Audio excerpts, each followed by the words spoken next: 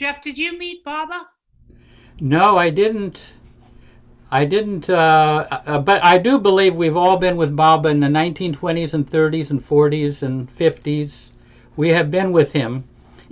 This is the time, I think, this is just my opinion, for those who met Baba personally and, were drawn to his personality.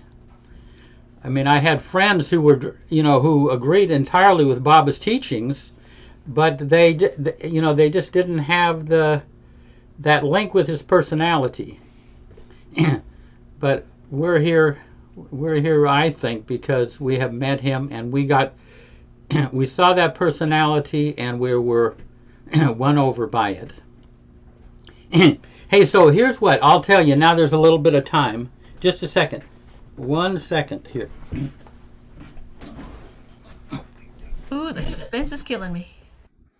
Angela, you are a miracle worker. I just, You all are miracles. Glad You you're on our responded. feet. Yeah. That's all I can say. None of you realize, though, that Angela is one of three triplets. So she has other sisters that come on here, and it all gets done. And boy, they have a laugh on us. Hey, so I just tell you my back in when I got into Baba, this was in January of '68. I had such an expansive experience that I vowed never to work again. I used to do everything in extremes. So I was in New York City when I heard about Baba, and I came back to Tacoma and Seattle where I grew up. And I was kind of bumming around New York, around Seattle, and I won't tell you that, except that I ran into a couple other people that were into Baba. And they also were like pretty penniless, just drifters. So there were three of us. And during that time, this is the fall of '68, or maybe earlier, word came that Baba was going to give darshan in the spring of '69. So we used to get together and try to conjure up ways that we could somehow get to India without any, without any jobs or anything. Maybe we could work our way over in a boat or something, or we were looking for different schemes. But we used to get together at this place in the University of Washington district called the Hasty Tasty. It was a greasy spoon hamburger joint and they would have hamburgers going there 24 hours a day, and the windows were greasy and everything. But the thing that attracted us is that for 10 cents you could drink a whole afternoon of coffee or a whole evening of coffee. They just kept supplying it. So naturally, that was our great place. And so other people, people would come in who were stoned and they'd kind of sober up there, or they were coming off of drug trips. It was a dive. And we used to get together and kind of talk about how to get over to India. And then news came that Baba had dropped his body. And I noticed when I heard, like I had Baba's presence and Baba dropped his body and there was no break. His presence just continued. But anyway, we were there about 3 or 4 days after Baba dropped his body. We were there in the Hasty Tasty, and the little table was a very small place with a few tables, and the woman, Marion, was sitting at the end of the table. Suddenly she looks up at the chair next to me and says, "My God, Baba's sitting in that chair." And I went to turn my head, and Baba was like the light of 1,000 suns. So brilliant, I couldn't even get the outer fringe of it. I thought I couldn't even turn my head. It was so brilliant. And Baba came, and he was there with us for who knows how long. It seemed like an eternity. And then he left, and we were like silenced. We sat there for about 45 minutes. We held hands. we were so touched that Baba would, we couldn't get there, and Baba came to us. Our coffees got cold, and we kind of got up and went on our way and everything. But like I say, Baba was so, it was so touching. And so that happened in, like 3 or 4 days after Baba had dropped his body. So about 15 years later, I'm with Kitty having dinner one time, and she asked me about my college days, before Baba. And I said, well, Kitty, I really didn't believe in God. I didn't have any experience. I wasn't into believing in God. I had to get an experience, and I hadn't had an experience. And I said, Kitty, I used to say sarcastically to my college buddies, I don't believe in God, but if he would sit down and join me for a cup of coffee, that God I would give my whole life to. Oh man, I just broke up. I totally forgot that I used to say that. I don't believe in, Kitty, I used to say, I don't believe in God, but if he would sit down and join me for a cup of coffee, that God I would give my whole life to. It had to be somebody, back then, somebody I could relate to, a human being. So that was my Amar Tithi experience. Yeah. Jeff, we saw in you have been to 7th Amar Tithi, I guess. We saw you in the video. Oh yeah. Yeah. Yeah, that movie that was taken by the Australian camera crew. Yeah. Have you had any visits for coffee since then? Lucky. Yeah. I get what can I say? Baba is all around and here. And Occasionally, I have actually seen him. Especially when I was around the Svandiar.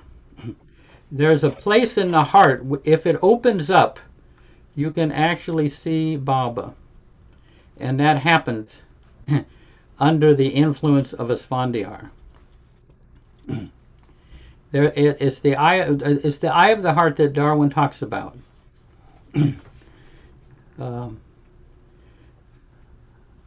I'm hoping to get a little more of a abiding experience of that. But we are face to face with Baba all the time, and it's like when people have seen him, they know that he hasn't just shown up. He's been there all along. The clouds have parted, and there he is. The sun's scars have parted, and there he is. Watching us. Yeah. Should we have a few moments of silence here?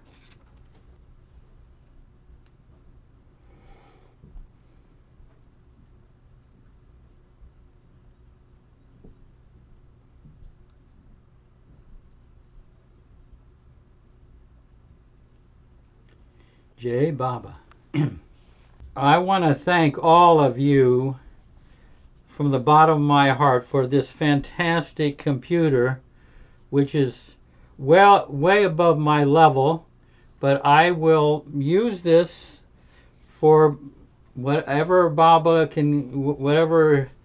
I can for Baba's cause. I mean, it's like my old beat up Studebaker was replaced by a Lexus. Definitely. So I want to thank you all. I tried to head you off. I was doing quite all right, and now I'm really doing quite all right. More than quite all right. So thank you, and thank you, Baba. A number of ways that Baba describes our journey to him. Of course, there's we go from bad to good to God or love. That's one of the trajectories. And the one that Darwin focuses on, we go from head down to the heart and from the heart to the soul. And but this is who takes this journey? Who is taking this journey? This is what Darwin, is it the mind that goes on this journey? Is it the heart that goes on this journey? No, and what it is, it's our awareness or our consciousness that goes on the journey. And at the very beginning, our consciousness, our awareness gets trapped by the mind. And it's caught up in the world of thoughts and concepts of good and bad, right and wrong, theories and beliefs and all of that. And for a long, long time, consciousness is trapped by the mind. And after a long time, it begins to long for greater freedom. It just can't bear just looking through the lens of the mind any longer. And so it puts up such a ruckus that Baba comes in, unbolts where the consciousness is riveted to the mind, and then instantly consciousness drops down into the heart. And in the heart, everything is much vaster, there's more expansive, it has real substance, there's greater freedom. And compared to the mind, which I would say is like three-dimensional, the heart is multidimensional. And here we get a chance to see what's behind thoughts, the desires and emotions and feelings that go into creating thoughts. But here's what happens is that when we're in the heart for a long, long time, after a while consciousness gets fed up with having to look through the lens of feelings, emotions, and desires. And one day it's kind of, I'm kind of giving this kind of metaphorically, but it looks through the lens of the heart and it sees up ahead divine love and the divine qualities, which are Baba's attributes, flowing through it. It's like, it's like seeing the foothills that lead up to the mountain of the soul. So anyway, that's kind of the trajectory that we take. And Baba, what happens at that point, there's so much longing to get beyond the heart and there's so much ruckus created that Baba has to go in and tear us away from the consciousness, from looking through the lens of the heart. And once consciousness is freed from the heart, it runs into Baba's loving arms. That's what eventually happens. So this consciousness is a real important theme with Darwin, and I'm going to describe a scene. This took place in the refectory. There were several of us sitting around a table, and Darwin was there. He was probably 92 at the time.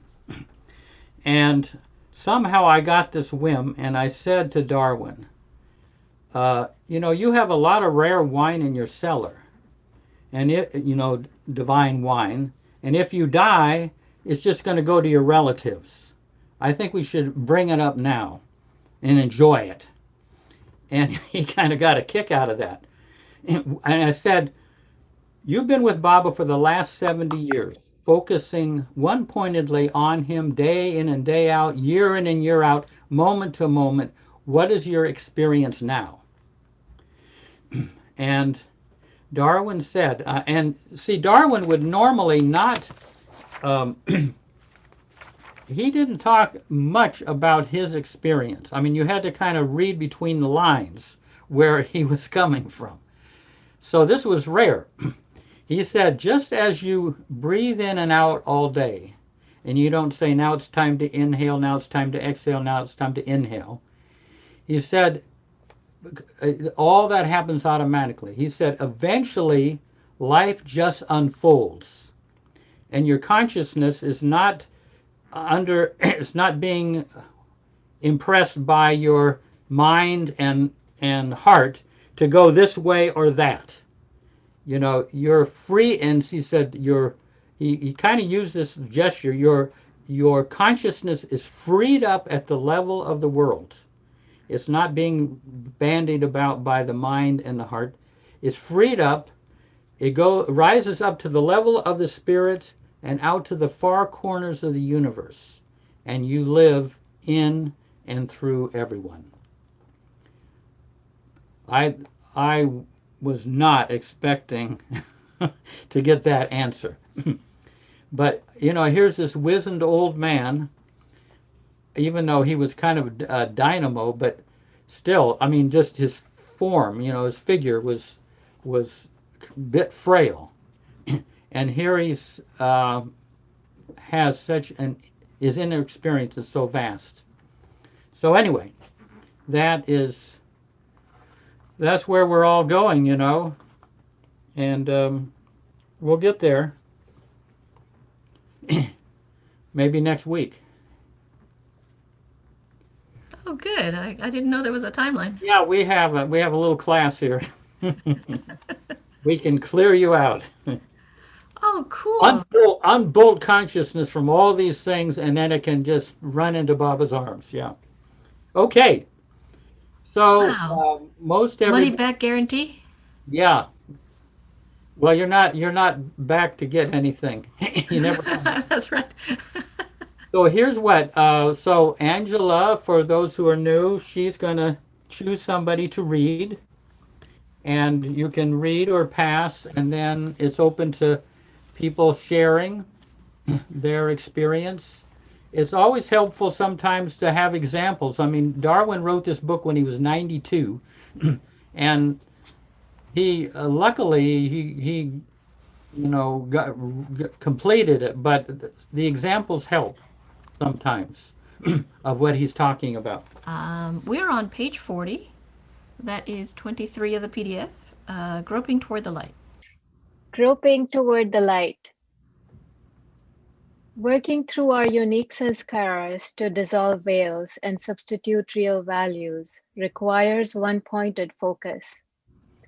By working within and concentrating our focus more upon God or Baba within, we draw the added assistance of the Master's divine love and grace to help us see the differences between values at inner levels.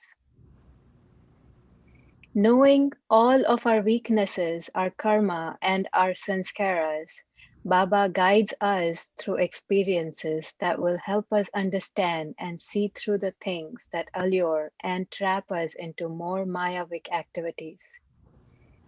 Therefore, instead of reacting to Maya, we are able to let go of Maya through understanding. We make our choices, and through the experience of the light within, compared to the darkness we experience otherwise, those choices are not hard to make. Fortunately, we are not groping in the dark, but groping toward the light. It is difficult to penetrate the sanskaric barriers and see that divine light is constantly flowing within. For years, we are just going on faith and do not seem to be getting anywhere. Then suddenly, like someone digging a long tunnel, we begin to break through to the light. We must try to live in the light and get used to it now. We have to want to change our inner environment to one where we no longer need to take incarnation. This means less attachment to the dark and more to the light. We must now set the furniture in the room in which we want to live in the future. As we grow in the strength and begin to experience more of truth than of falsehood, we become more daring to proceed toward the light. Then, as we continue working, tearing the veils, clearing out the dirt, our consciousness can become lighter and clearer, less vague, less cloudy, less filled with cobwebs. we can be more and more aware of reality, not just to see it in the distance, but to realize ourselves as that reality.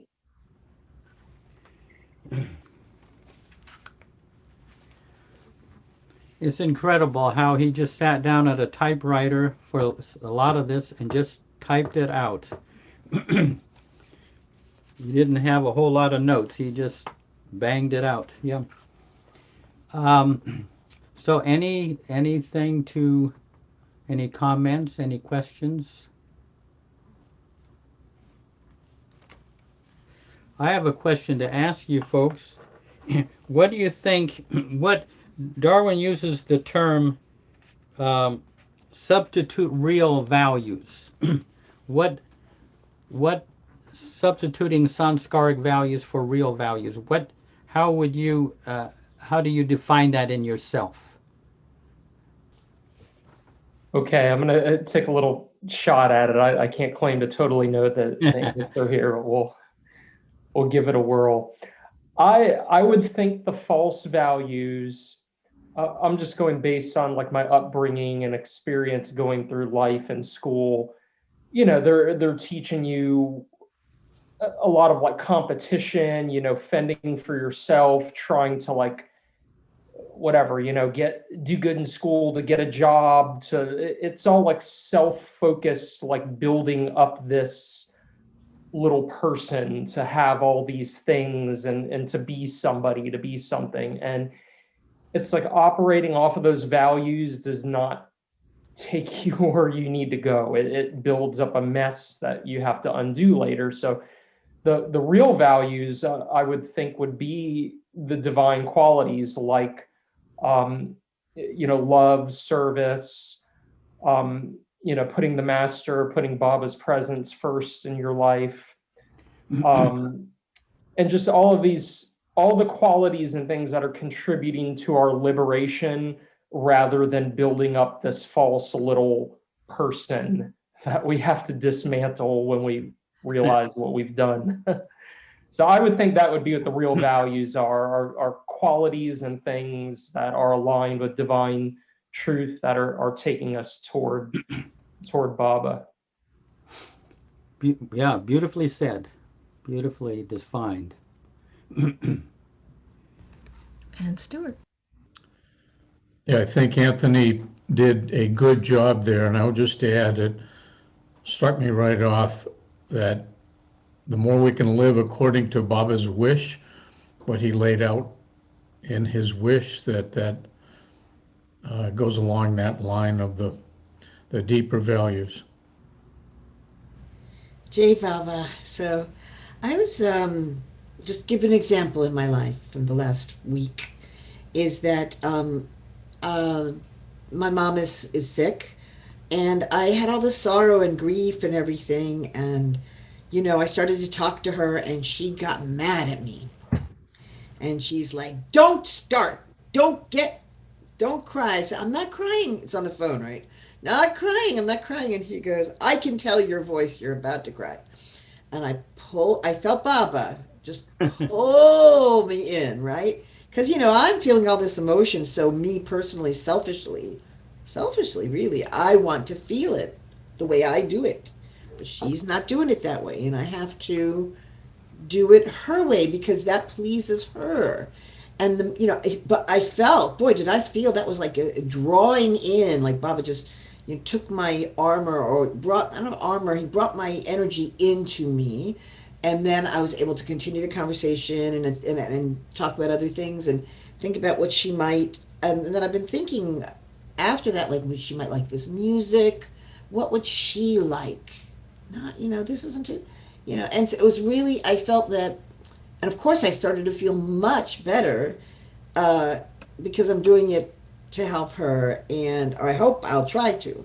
But this is something new. I don't say that I've always been like this. I'd say Baba has helped me to think about others more than myself, even at a difficult time. He's pushing me in that direction.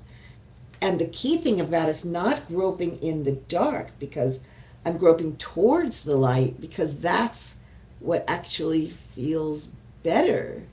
That's the thing, is there's something over there that I can feel I'm moving towards, and that Baba is actually moving me towards, and it makes me happy. So that's it's just been very powerful to feel his movement of grace within me. Great example, Gabriella. Yeah. Beautiful. I had produced a play a couple decades ago, and this woman had written, and I'm not going to say it as eloquently as her, but it really came up in this one, that even in she was killed in World War II fighting the Nazis. And she had written that even in all this darkness, one match, one light is all. That's what I kept thinking about. In all this darkness, you focus in on that light. And even though proportion is all out of whack, that light can be your northern star. And that's kind of what I've been feeling with Baba. Yeah. Darwin used to say you could be feeling really down and out and low and dark, and you just come into Baba's presence and it just all disappears, like a light switch goes on and it vanishes in Baba's physical presence. Yeah. I was thinking, feeling that when we talked about a long time ago, I don't know how long ago it was, like Darwin talks about we manage our sanskaras rather than like dissolving them.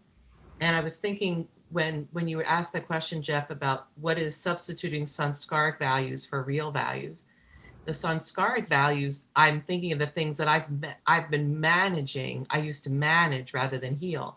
And a lot of that, what's coming to me now, has to do with the demographic of being like the classic white woman of privilege type of energy, like the demographic that I have come from, where it's your position, it's the way your home looks, it's how thin you look, it's how young you look, it's whether your kids are going to good schools. Like these are such sanskaric values coming from that environment. And I bought that, the wife, the mother, the positions, the roles.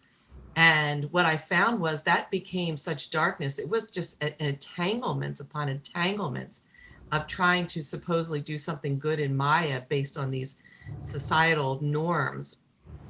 And now when I think like real values, as I own and live what I have known since I was little, that I love God and I want to be devoted to God, that's scorned in that demographic. That's like you're crazy, or that you've gone, you've abdicated all your responsibilities, when I think that really is not shirking my responsibility, like having that be the foundation of my life. And of course I can do other things too. I can clean up my home and I can be lovely, but it's not a value. It's just something that naturally comes from that.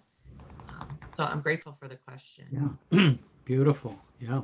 You know what I sometimes think, it's like if I look at my life, especially in the past more, it's like a split screen. On this side are all of these excitement things, especially when I was young. And then there are this nice pastoral scenes, this kind of quiet, loving things. And where does your attention go? It goes to the excitement. It goes to, just like the news, it goes to the tragic things. It doesn't go to the beautiful things that children are being born and grandparents are spending time with their grandchildren. All the lovely things, they just don't have as much juice. They're kind of quiet. And all of this, the other screen is all this kind of intense stuff that just, if we're not careful, like Darwin says, we just kind of gravitate toward that stuff, Anyway, as a visual, I kind of see it that way. Okay. All right, page 41, Freedom Fighters. We all want to be free, and once we have tasted some measure of freedom, we become rebellious and no longer want to submit to the tyranny of vacant dreams, illusions, and false imaginings. We become willing to work together we become willing to work toward greater freedom and to fight in order to remain free. This is what we are doing in our lives, working to feel and retain that experience of freedom. We have to exercise control, not be loose cannons. We can easily have control over our thoughts by asserting love, the pure love in the heart. Our inner vision clears when we do this, but we have to want to do this, be willing to do this. The main object is to change what kind of music is being played by the heart, materialistic buzzing or the music of the spirit.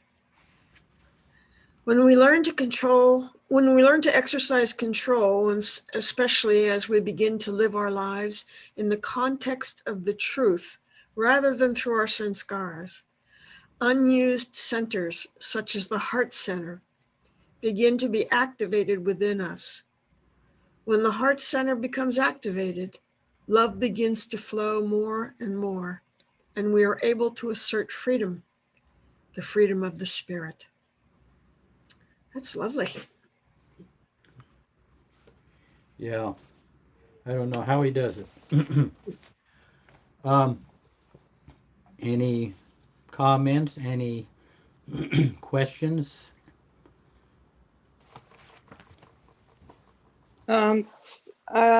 Before, when you asked that question, and the answers that seemed perfect and great, but I also think about if I'm thinking about my sanskaras or divine qualities and all that kind of stuff, it's almost like if I catch myself trying to do it, under those circumstances the right thing and all of that, I feel like what I need to really do is remember, say Baba's name and give it to him, because I know I'm not going to be right.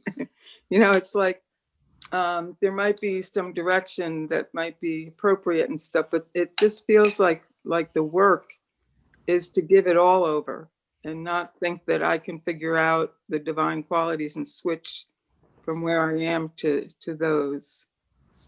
And it just, and also in what was just read, he says it's easy to like come from the heart or get into love and do it through love. But I don't find that so easy when I feel challenged by certain things. And so I feel like it's beyond me, and I just have to keep on giving it to Baba. And that doesn't always come up with anything that feels like, success or something, but it feels like that's what I need to work on more than what I said, trying to figure it out or get to the right place with it. Yeah, no, I mean, if you can give, if these things cause you to give it to Baba, you are taking one of the major shortcuts to getting to a deeper place. Someone read a quote today. Oh no, at the end of that, at that earlier session from the center, about becoming bare and empty so that you can be filled, by Baba, which means giving everything away, emptying the warehouse of the heart, so to speak, so Baba can live in us. Yeah, Jai Baba, everybody. Happy Armatithi weekend. I've been so much on watching the screen and appreciating everybody's contribution. Shraddha, you had a beautiful contribution, and also, I can't think of her name, what surprised me, Robin. I loved what you did on some things. Anyway, everybody contributed so beautifully. But what this particular paragraph that says unused centers such as the heart center begin to be activated within us, that reminded me that just in the last couple of days, I was listening to Darwin and Jean speak of first having met Baba. And I've always kind of puzzled a bit in myself about the heart center you know, the actual heart, now the heart center and the soul, and just listening in regards to how we participate, this gave me a feeling that, and I kind of seem to resonate, that I don't think we do it. I mean, the idea of giving whatever we have in question up to Baba seems to be a path, my path, and others people's paths. But it was nice to hear him say this, that it's an unused center in the hearts. I know I keep hearing about clearing out the heart of unwanted persons, places, things, and thoughts that are of a lesser level. But this is very encouraging to me, particularly when I heard Jean and I heard Darwin talk about, they both touched on this, actually, this very thing.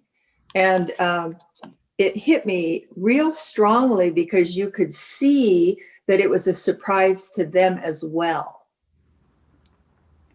Or I could, that was, or maybe it was my surprise being projected towards them, but not really. Jean said it was, and I didn't really know Jean that well, and I'd only met Darwin a few times, and I met the children, Leatrice, etc. But this has a real, particularly on this weekend, and so much going on, and so much love spontaneously resonating everywhere. It just has an encouraging factor to me, because that obviously the centers that get sprung open aren't by us. The center is created by the divine being in us, and I do see that we contribute by help eradicating certain thoughts, habits from our desires out of those spaces of the heart. But this lets me understand it's not, it seems like it's I don't know the words for it, but it just seems like it's a more invited awareness that gets activated. Anyway, I don't know if that made any sense, but that's what came out. Oh, beautiful. Yeah. Yeah. No, they'd say that just to be in Baba's presence, all sorts of inner things got activated.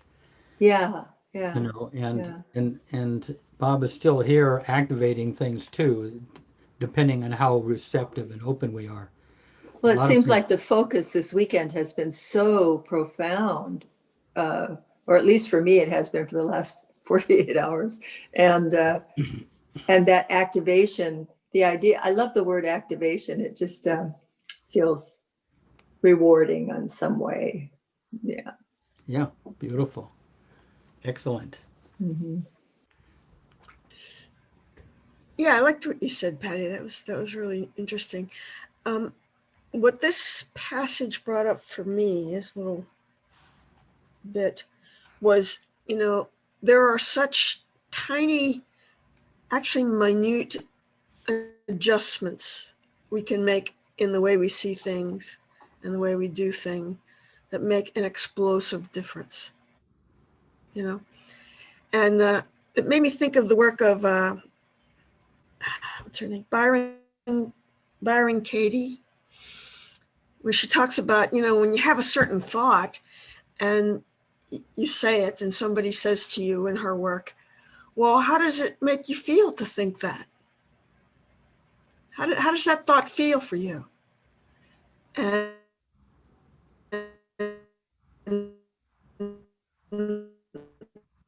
you know, I started noticing more and more, it's just a thought, number one, but number two, it doesn't make me feel right. It doesn't make me feel like I'm being true to anything. Sort of, you know, little tweaks in the way we see things, and discovering that you have a choice about how you see things. Yeah, beautiful. You're not really in a cage. Oh, you know what it made me think of? If you ever saw that movie, Sleepy Hollow, with Johnny Depp, there's a scene in there, or The Legend of Sleepy Hollow, I guess it's called. There's a scene in there where he is sitting on the edge of a bed with his little girl, and his little girl is getting ready to go to sleep, and he pulls out of his pocket like a piece of string with a locket on the end of it, or a little disc on the end of it, and he shows her on one side is a bird, and then he flips it over, and on the other side is a cage. And then he starts to slowly spin it, and as it accelerates, it looks like the bird is in the cage. But when he stops it, again, you notice that there's a bird in a cage, and they're not really together. So this sort of like catching your thoughts kind of slows down that bird in the cage. Beautiful. thing. Great metaphor. Yeah.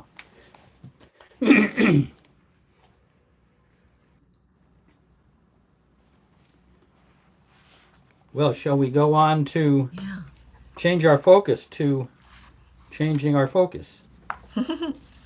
Chapter 8, page 43.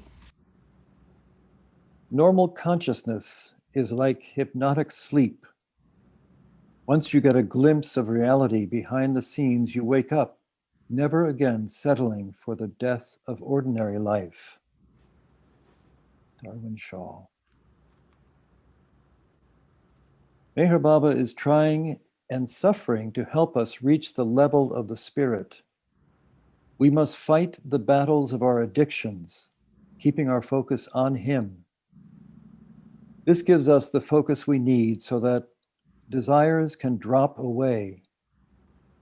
We may not be sure that what we're doing is right, but if we have good intentions, integrity of purpose, Baba comes to our aid within and works with us.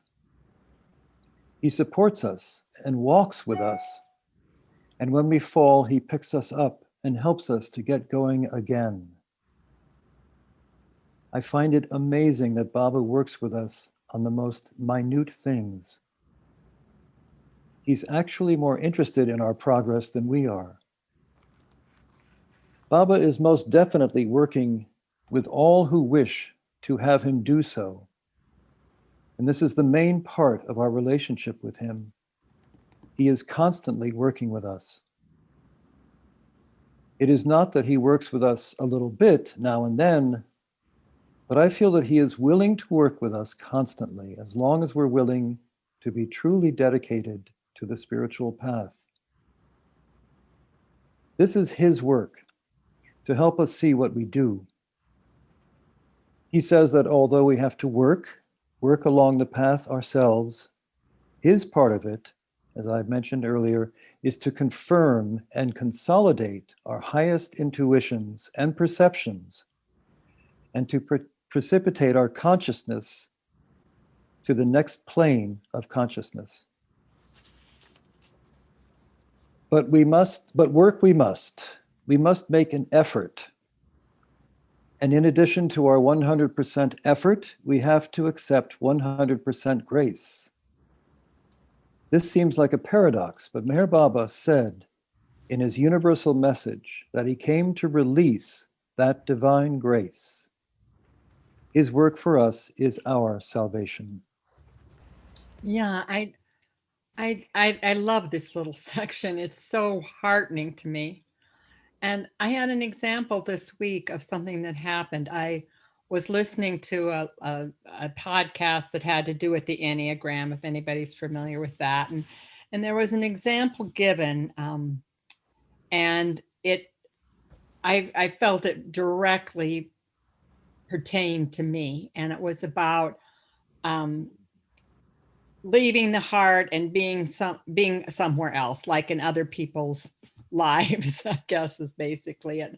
But it was a real aha for me about kind of a sanskaric habit pattern I have, that and it just explained it so clearly. And what I thought from that was that Baba, it wasn't a voice inside my head with Baba saying to me, Janet, you do this. It came to me through a very natural pathway. But it was profound for me. And I mean, I'm not saying I'm it's been resolved, but it is an awareness that was given to me through other channels that to me it's like Baba works all the channels to help us.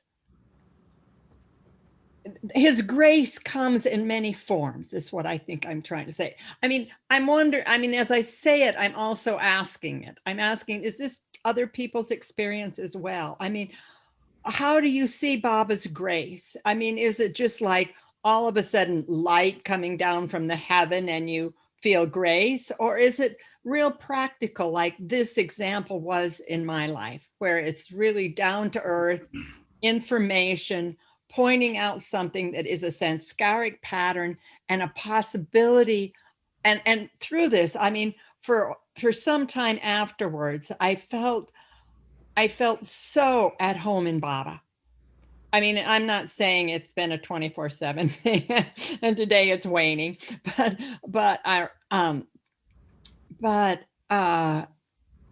yeah. Anyway, so I'm just curious about other people's experience with Baba's grace, how it comes to them or how they see it, picture it. Thanks. Yeah. Well, if Heidi doesn't answer that, we'll keep that on the table. I get obsessed about the flow of grace because at times I think everyone can feel it and we just don't go for it.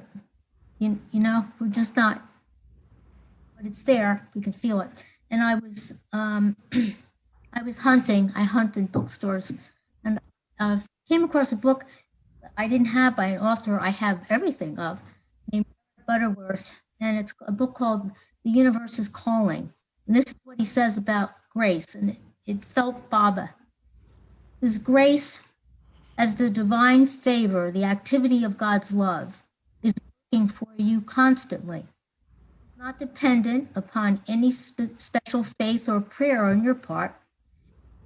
It's of water that will keep you afloat even when you try to force yourself under. Grace fulfills divine law by sustaining you in spite of yourself. You don't have to earn grace. It is not something that comes only to the good. It comes to all alike because all alike are expressions of God. The grace of God, a criminal, is still loved by God and can still find forgiveness and ultimate rehabilitation through a love that transcends law. Grace is simply a wonderful facet of the activity of God in you. Not something you must work for or develop. It simply is.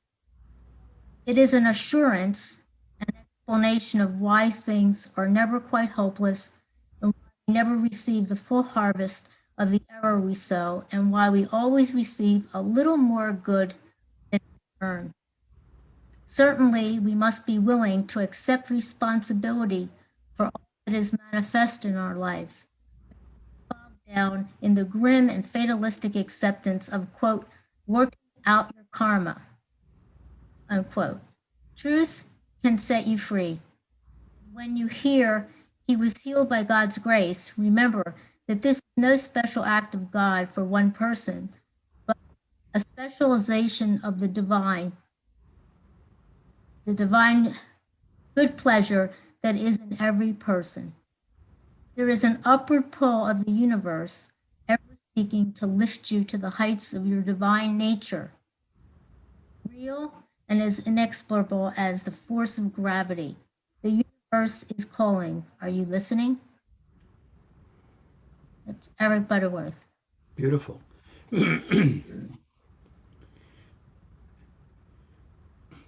Yeah, excellent.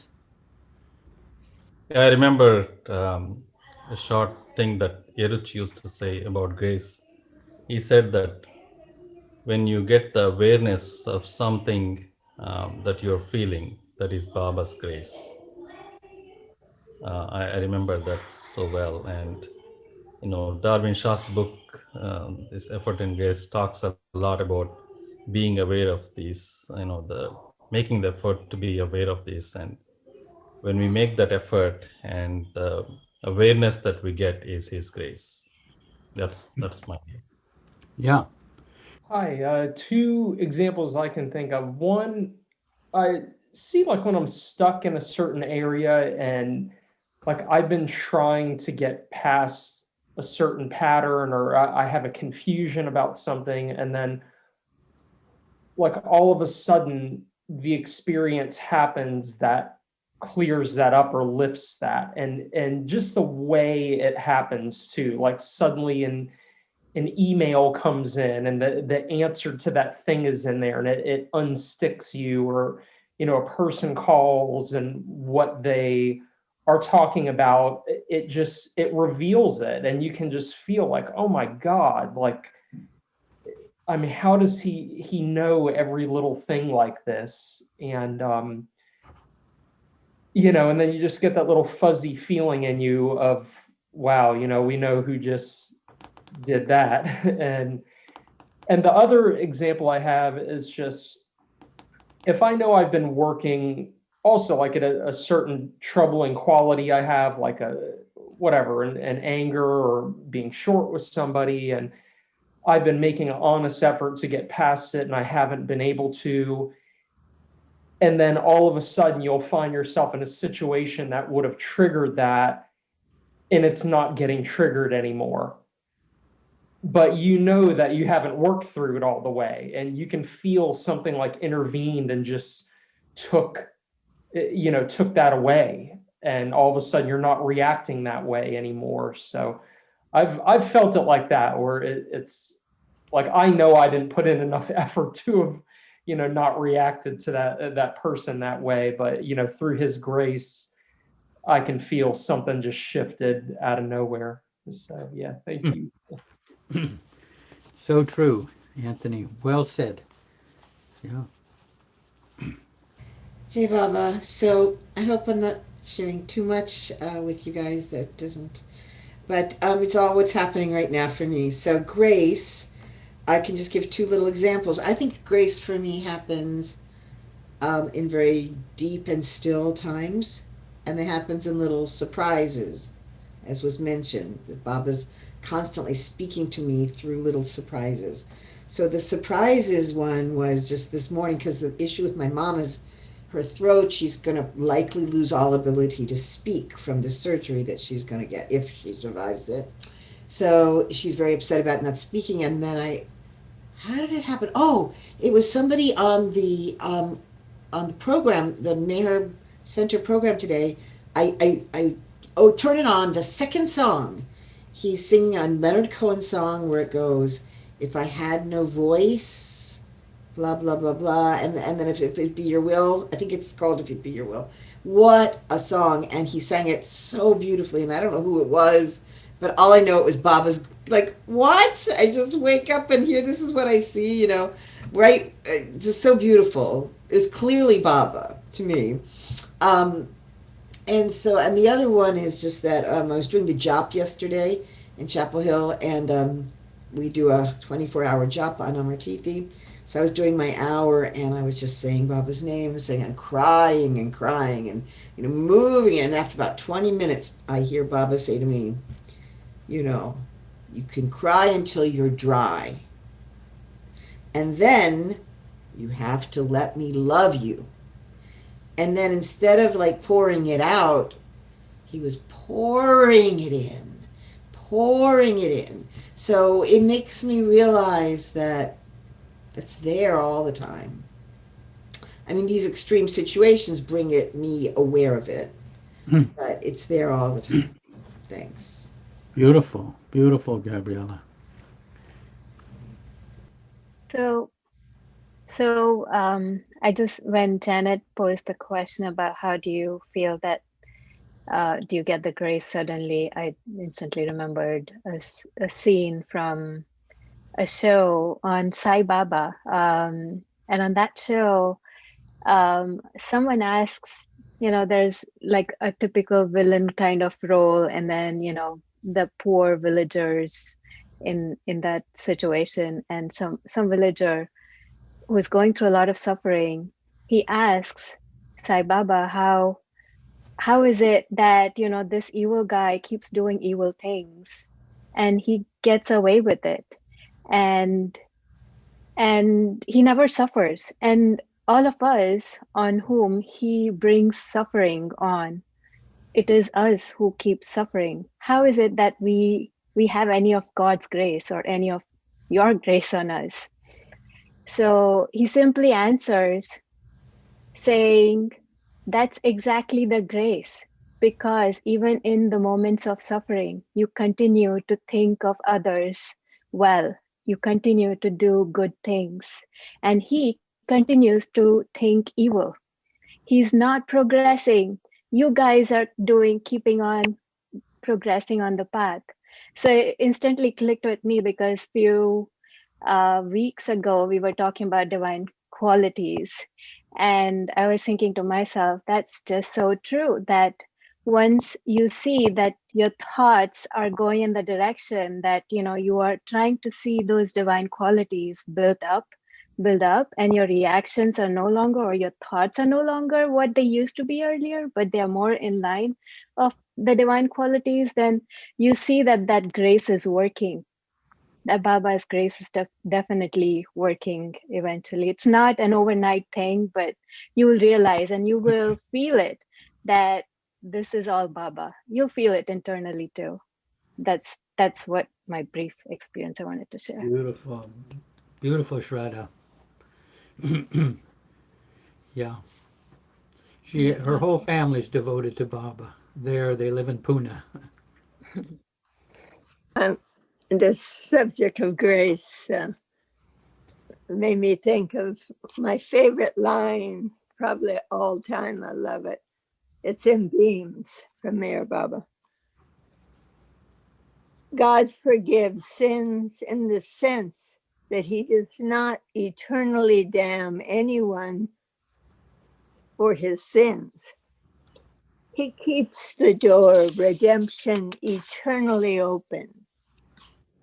Through repeated prayers, sincere prayers, it is possible to effect an exit from the otherwise inexorable working out of the law of karma. I love that. The forgiveness asked from God evokes from him his inscrutable grace, which alone can give new direction to the inexorable karmic determination.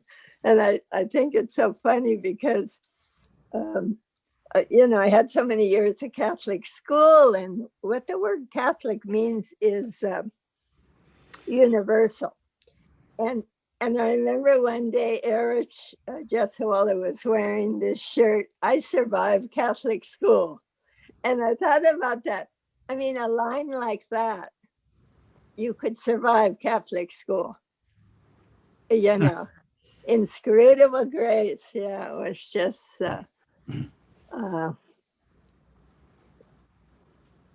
because for me, it's such a, speak of a button that presses when someone starts talking samskaras, my back bristles, and I think it just reminds me of being a Catholic, and you had to decide if something was venial or mortal. I mean, it was so hair splitting. It was, so it's like being released, just a line like that.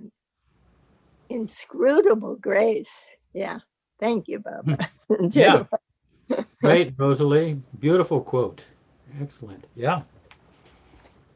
I just wanted to say this conversation has given me, through everyone's comments and experiences and the deep things that they've said, and I feel touched by Baba's grace.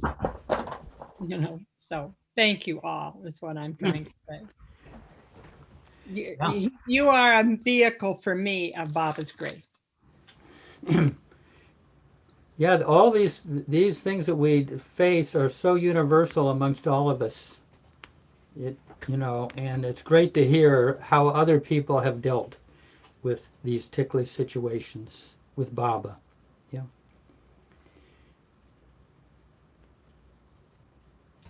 Paula? Yeah, I think all these answers kind of illustrate that Baba always does what's needful for each person. He knows exactly what to do. There's no right or wrong way. It's just he knows what to do and how to do it and when to do it. And I guess our work is, I don't know, sometimes I don't even know about the work. It gets pretty rugged sometimes.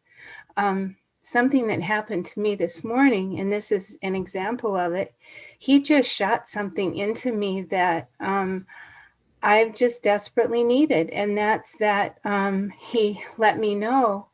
It's like, my son died, and it's like, I've worried about this kid ever since he was conceived, and it's like, that's on me. But anyway, it was like what he shot into me was, wait a minute, I love him a whole lot more than you do. You think I'm not taking care of him? It's like he really got that into me. It's like, why worry? There's nothing to worry about. He's in Baba's hands. I'm in Baba's hands. We all are. And, so that was something that I needed, and he just shot it into me.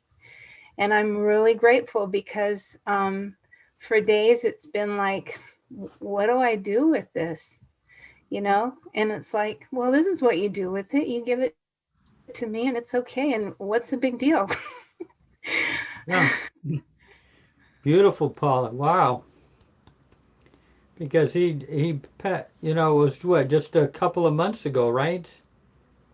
Yeah. Yeah, it was just July. Yeah, boy. That's grace. That is grace. You got that right. That's grace.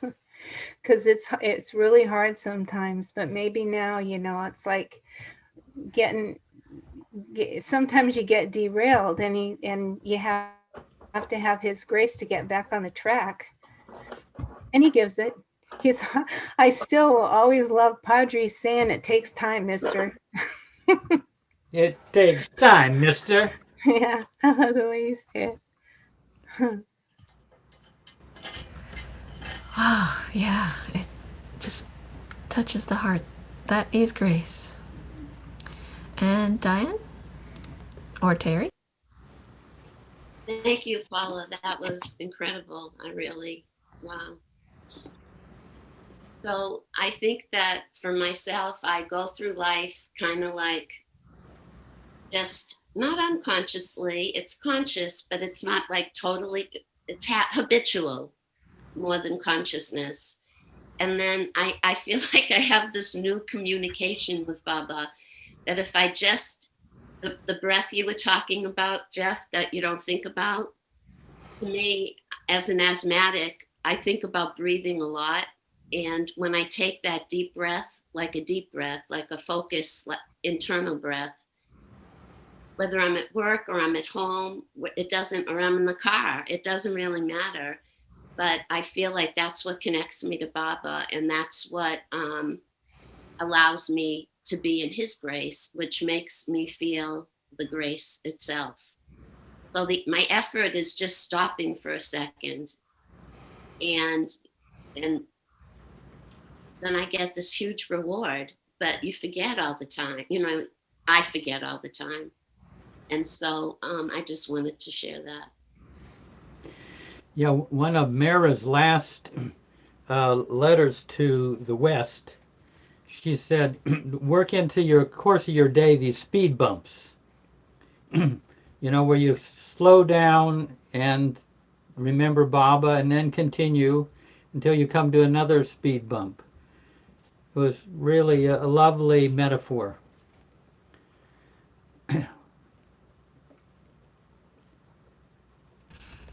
Nice, yeah. And Stuart? So I'll be divulging a little bit here, but back in the 70s, when I first moved to Myrtle Beach, I had a visceral reaction to Jane Haynes. And it was a reaction like I'd never had to anybody. And it was so uncomfortable. And I kept trying to deal with it myself, but I finally asked Baba for help. I said, this is so bad inside me. I'm asking you for help. So what did he do? But he put me working with her in the Black communities, because I spent a couple of years working there and focusing on that work together and seeing her in that different way. And then one time when she was sick, my future wife and I were able to help nurse her, and she was like the most wonderful little girl who was sick and just let us take care of her. And all the negative thoughts and feelings I had vanished. They vanished, and they were replaced with love. She ended up becoming one of the dearest people in my life until her end, and very important in my life. But you know, Baba's unexpected way of bringing that about was to first put me working with her.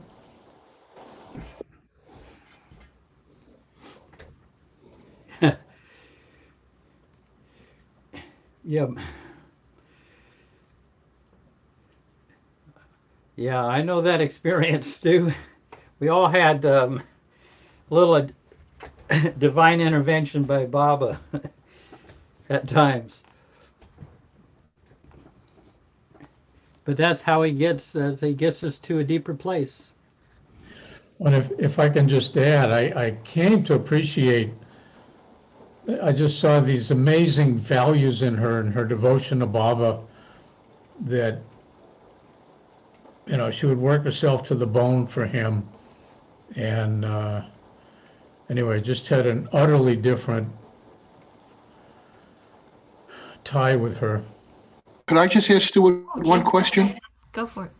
Stuart, would you share with us, when you were with Jane, when she seemed to press your buttons, what was the illusion that your mind created that you didn't really see who she was? What was the interaction, or what was the situation that kind of rubbed you the wrong way, but you didn't realize that what she was doing really wasn't who she was? What, I ask you that question for only one reason. Sometimes I too am in a situation and I bump up against the person's ego, or they bump up against mine, and hearing maybe what happened before you really got to know her might help me and everybody else when we kind of get into a situation, something like that. That's the motivation of my question, not to be a nosy buddy.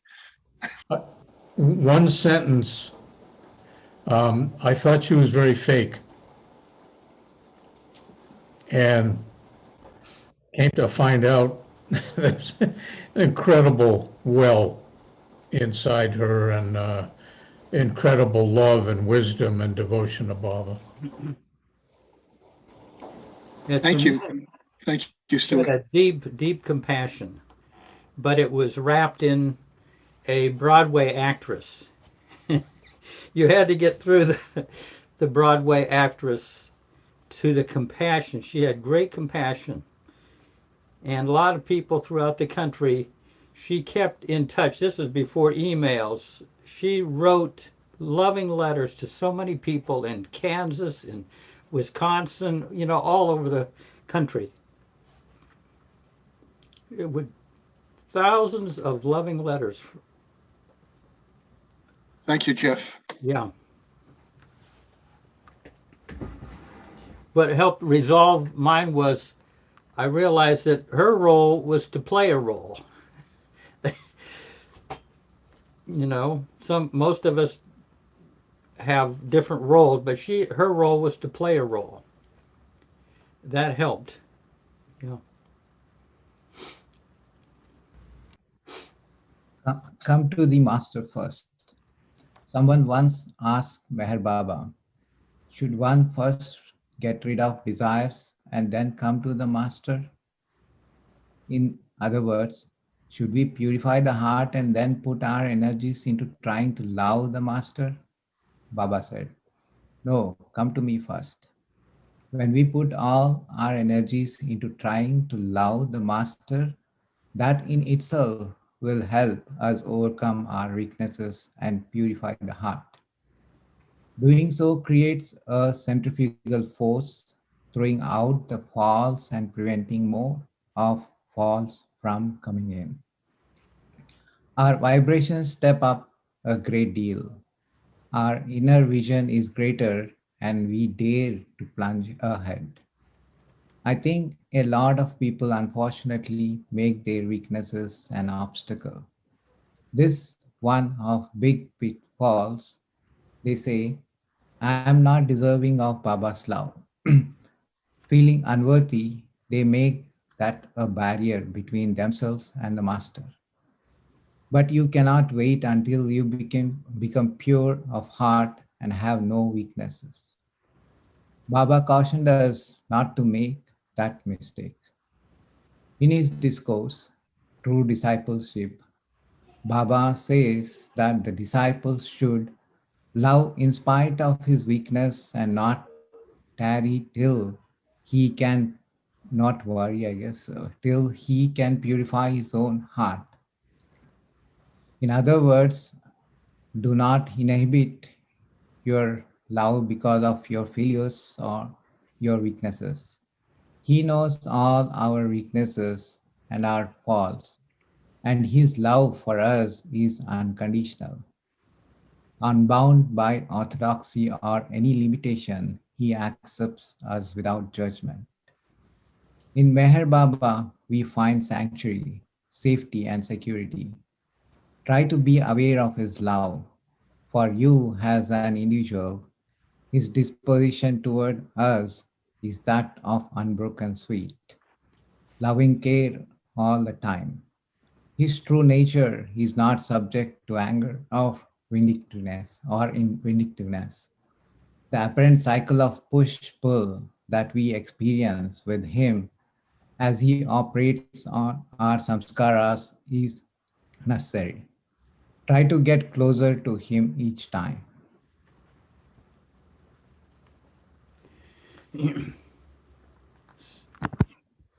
Anything to chime in with?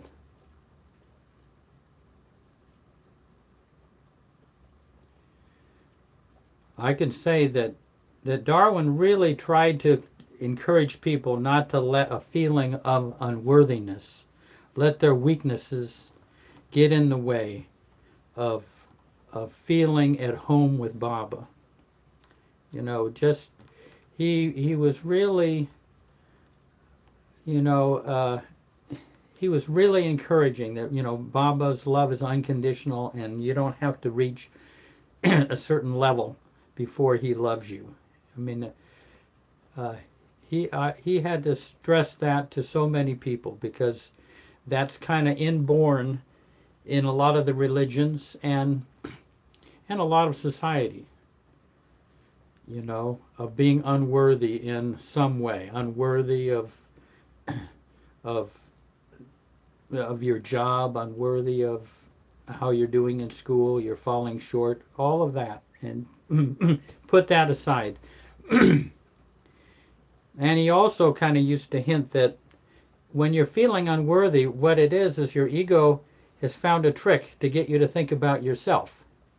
You know, when you're feeling unworthy, you get to think of yourself rather than others or Baba. So it's sneaky, yeah. That's a great way to look at it. Yeah. I remember Charles Haynes saying this back in the 80s or something. It has impacted me profoundly. He said that Baba loves us not in spite of who we are, but because of who we are. When I first heard that, it was just such a impactful,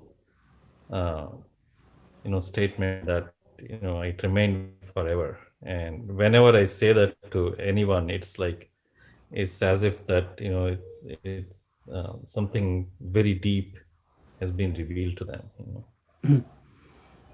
Excellent, beautiful. Say that once again. This may not be an exact quote, but the gist is that Baba loves us not in spite of who we are, but because of who we are. Yeah. Beautiful. It's thank God.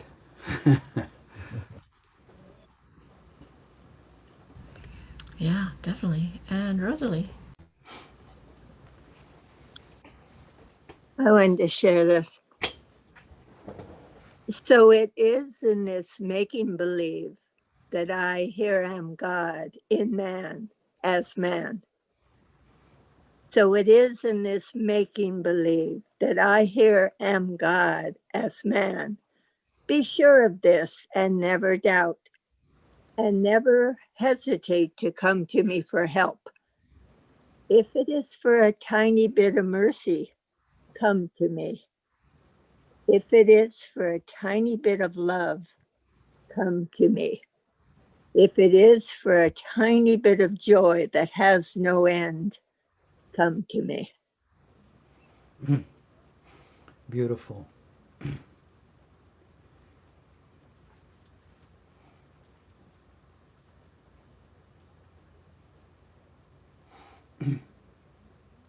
You know, Baba expressed disapproval in his life, but the Mandalay the disapproval was not disapproval of the person.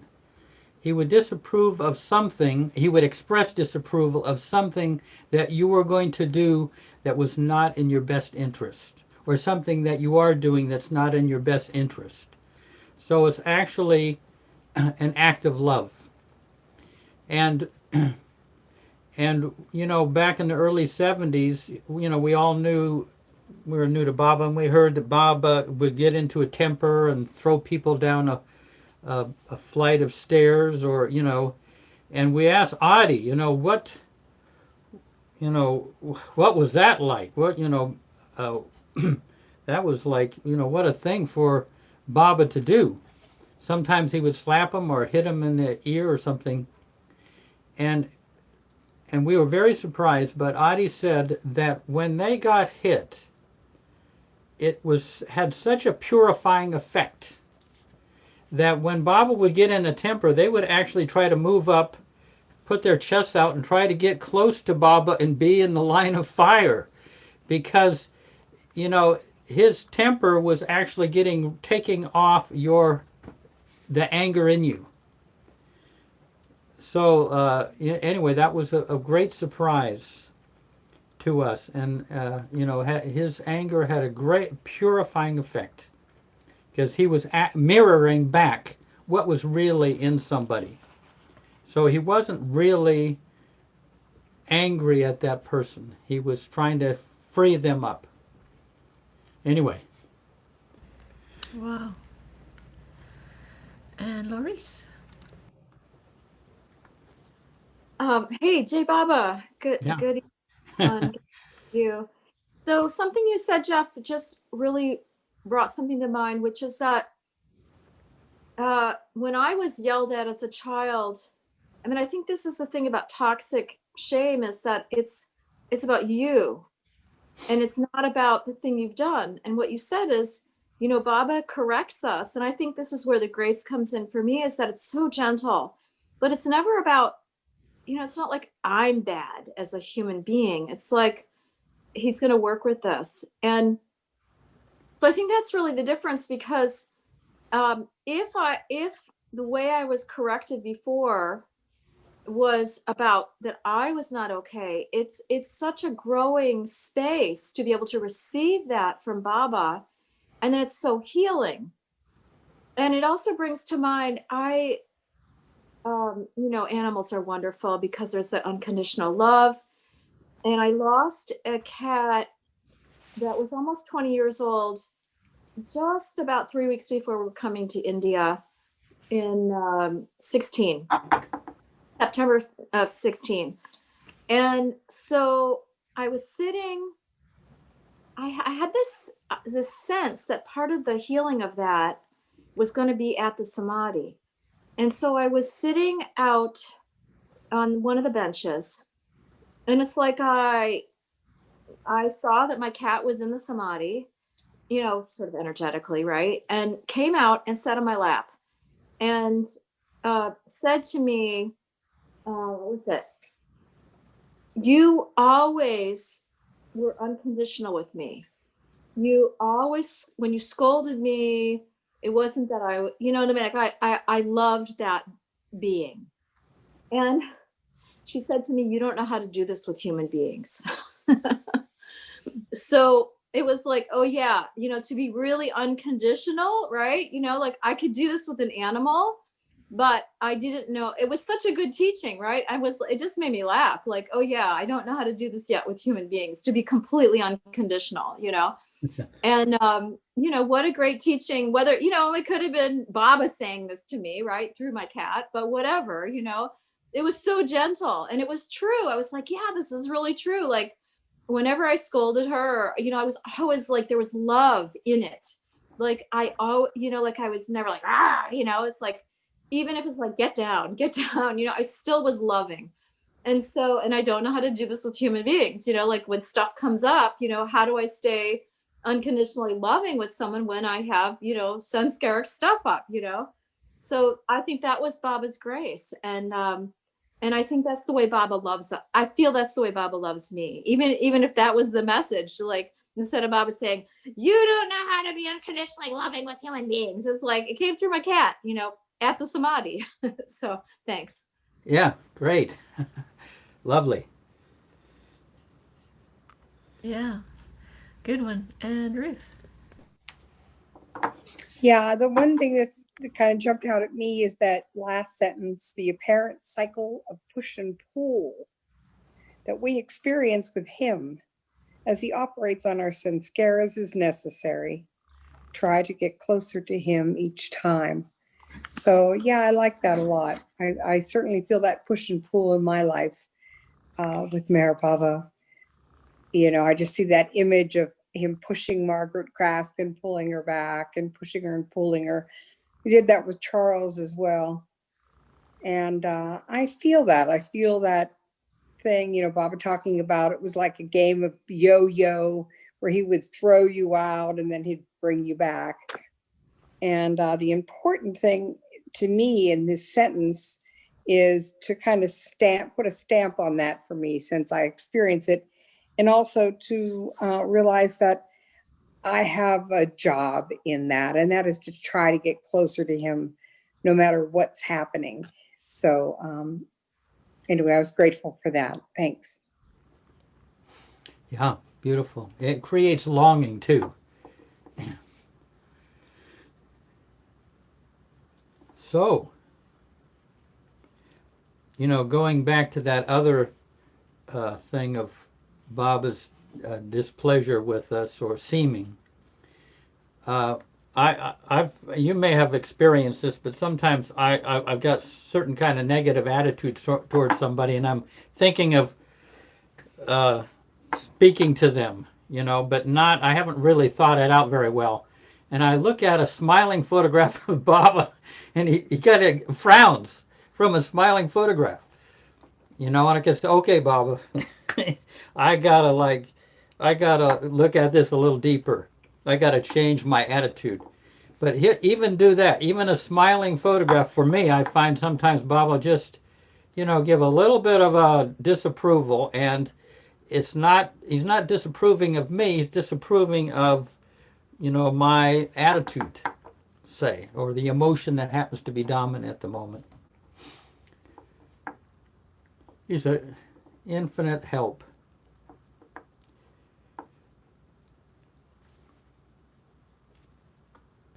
Yeah, agree.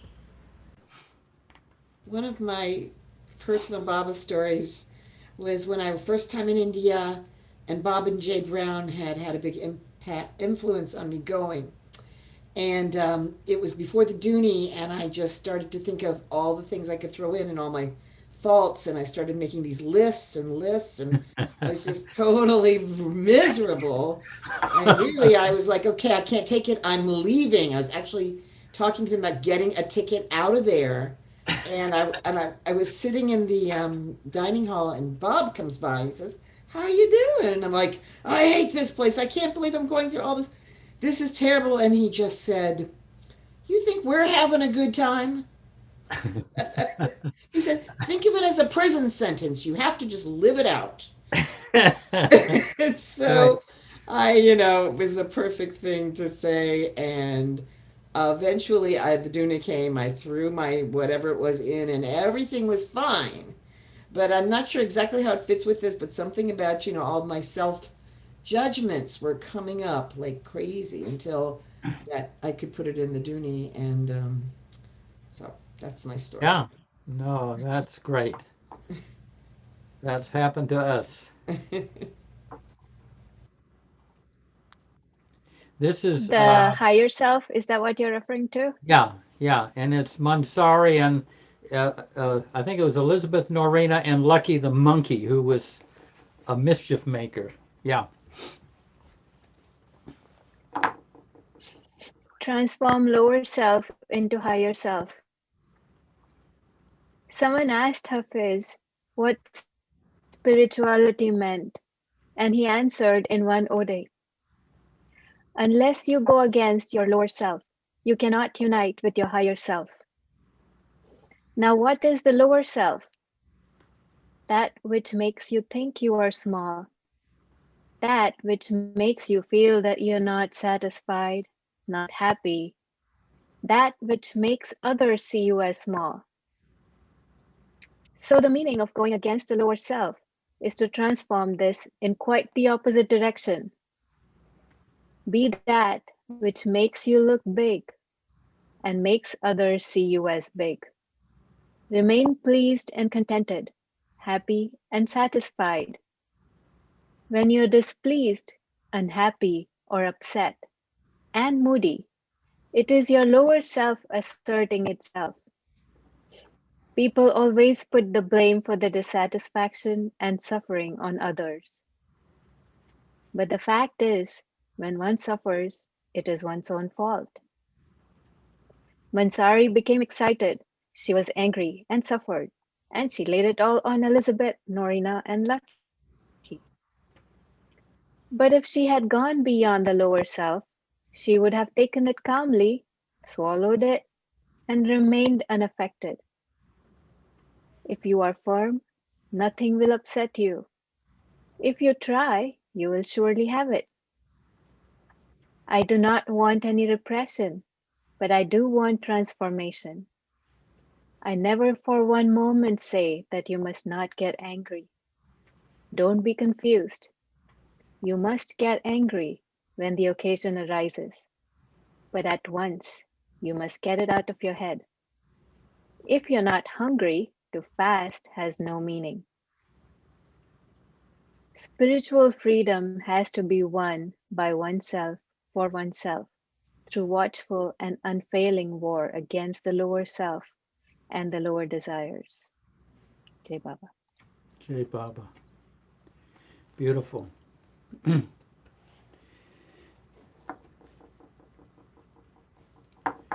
Well, let's have a few moments of silence.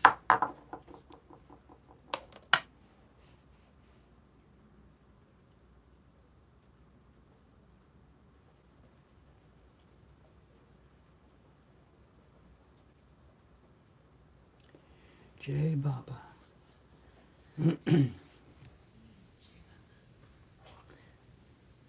I want to thank all of you that thought to get me a workable computer from the bottom of my heart. Do you have it now? Yeah, that's what I was operating with. It is fantastic. That's why he We're was so flawless today. That's why Bubba wanted you to have it, so we could Yeah. review in total. Yeah. No technical glitches. Thank you. Yeah. No. I mean, I'm learning how to get the full advantage of it because it's got more options than I have in my consciousness. But Jeff needs a widescreen TV also. There you go. Oh, I see. Are we putting together another wish me list? Yeah. But thank you, really. That was fast. Yeah, and it will be used for Baba. Yeah. We're sure about that. It's a good investment on our part. Absolutely. Yeah. Definitely are getting return on investment this first Yeah. session. Yeah, right. Even right away, yes. Pretty selfish on our part. That's it, exactly right. Anyone have any last Yeah, moment? I just wrote in the chat, thank you for loving us enough to allow us to love you. Yeah, it was hard. I had to work on it. I know. I We know. really appreciate I that you said, Baba. in. Yeah, It's hard to say no to Angela. yeah, yeah. I pull out my cutest. Oh, hey, hey, Angela, can you just do that? We'll end with that song. Oh, you like the song? I like the I would song. be delighted. Here's a great song. This is that the people on the RT kind of composed, Yes. So. and it was the woman Flower. Macau from Israel. From Israel saying these RTs are getting wower. No, they're not just wow, but wower. So. And so a bunch of us came up with rhymes for that word, and then I added to it to make a song. So here we are. Life is sweet and sour. Baba, the perfect flower, says now don't be dour. Come to the RT hour, which just gets wilder. He has the power to make love shower and turn that glower into happy hour, which just gets wilder. All kinds of troubles just melt into rubble, thus all our differences vanish into nothingness. Baba's sweet caress, worry vanishes, a great game of chess for him who loves you best. Life just gets wilder. We are his chipmunks, living here amongst Maya's very worst. Witness that time just makes his wine wower. All kinds of trouble just melt into rubble, thus all our differences vanish into nothingness. Life is sweet and sour.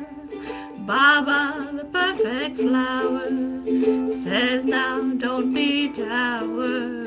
Come to the RT hour, which just gets wower, which just gets wower.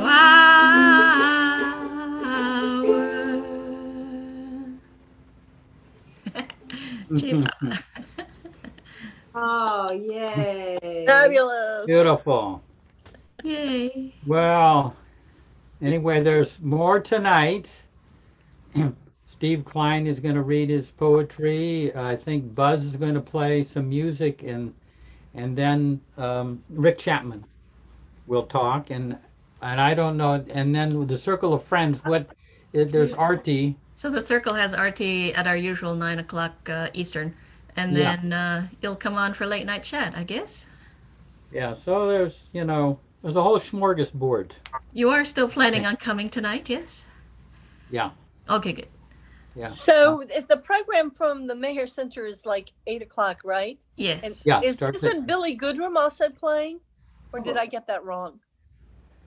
I don't think so, but I could be wrong. He might be joining. He might be joining Buzz. Sometimes they do music together. Maybe I just got it mixed up. Yeah. Well, happy Amar Tithi. Indeed. And- What an intense weekend. Yeah, this is like, but it is amazing that, I'm so touched. You know, some of the people I've known for 50 years, and they're still wake up in the morning.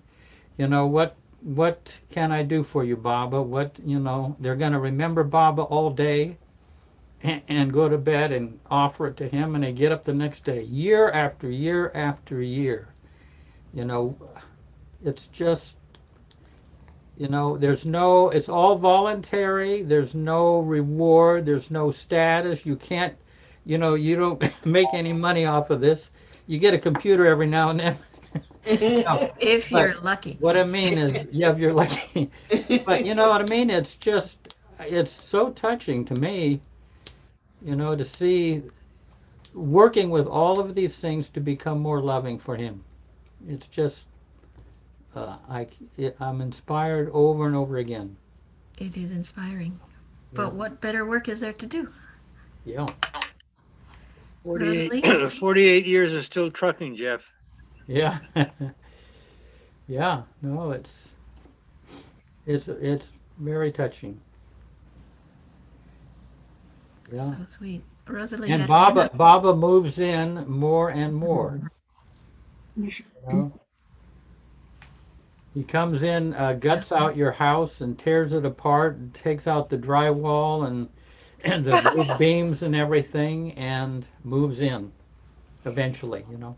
But I want to say, Jeff, that this group and this focus on effort and grace with you all is, to me, I mean, I've been 50 years with Baba, but this has been an excavating experience for me of going deeper and experiencing Bob's love more potently.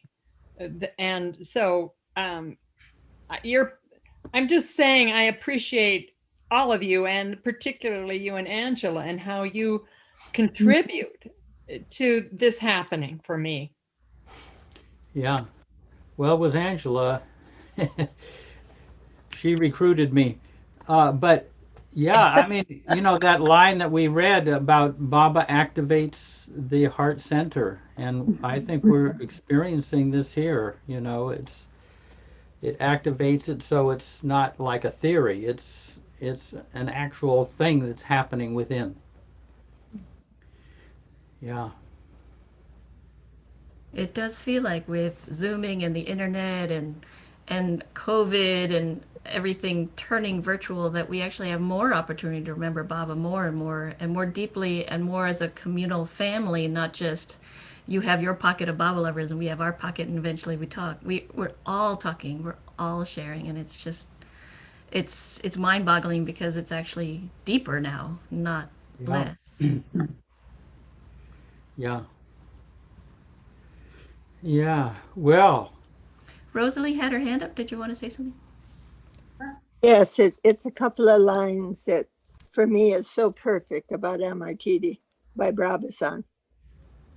When Mara, the most beloved of the beloved, came into the room and cried to him to come back, it was the cry of all distances and hollow places. And the men stared at a familiar horizon receding into infinity. But their beloved Baba was not dead. He had inexplicably withdrawn himself for a moment, and that moment was too long to bear. For 47 years, he had never been out of sight of one or another 24 hours a day, and now he had slipped away, like an eel from one's hand, like the stars at the approach of dawn. He was, and then was not. He no longer was, but he was still there. beautiful. Yeah. And his personality is eternal. Even if the body's not here. But even Baba has appeared physically to people on the center. I mean, so he can even come back and be physically there. We've had some of the Usahavas kids that have actually felt him touch them, you know. So he's lingering between the worlds. Yeah. Okay, well, I'm gonna say goodbye, and all you guys. Wow, much love and big hug to all of you from Everyone in our hearts. yeah. Jai Baba, Jeff. Yeah. Jai Baba, everyone. Jai Jai Baba, Baba. Baba.